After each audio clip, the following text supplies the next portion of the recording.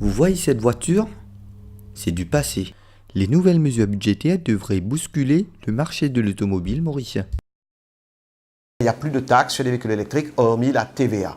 Cela va permettre à tous les importateurs, neufs comme de seconde main, d'importer des voitures électriques qui vont être abordables, mais surtout entièrement propres. Je prends un exemple d'une voiture électrique, une i3 par exemple, que BMW fait.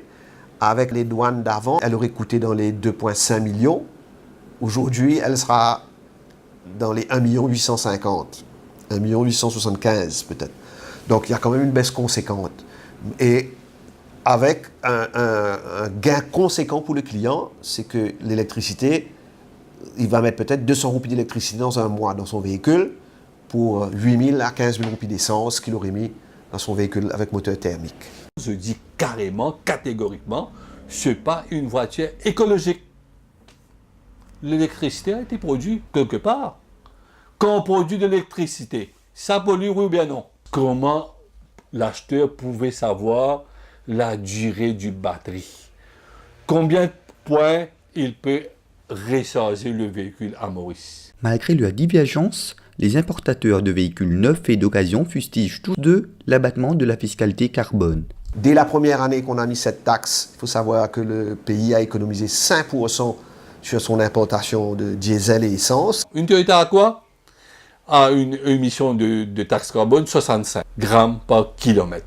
Cette voiture avait 84 000 roupies de taxe rémission. Mais ça a été suspendu. Et ça arrive dans notre secteur vers une augmentation. Surtout la dépréciation pour en arriver au taxable value. Le gouvernement a ramené ça 5%. Pourquoi 5%, non pas 25%? Revenons au chiffre. Si le véhicule était 1 600 000 yens, 25%, on prend le véhicule au départ 1 200 000 yens.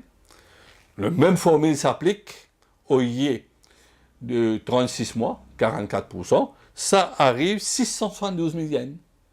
Le même véhicule maintenant avec la nouvelle réglementation dans le Big Z. Le même véhicule, même modèle. 1 600 000, 5%, on pense 1 520 000 yens. 1 520 000 yens, le même 36 mois, on prend 56%, ça fait 851 200 000 yens. C'est une augmentation de 179 200 000 yens. Voilà pourquoi, malgré que cette voiture a eu une baisse de droit d'accise, il y aura une augmentation de 40 000 roupies au minimum. Que le prix d'avant était largement anormal. Ces voitures bénéficiaient d'une valeur entrée en douane qui était totalement discriminatoire et qui était à leur bénéfice, ce qui n'était pas normal. Deuxièmement, ils ont déclaré des taux de CO2 qui n'étaient pas conformes aux lois.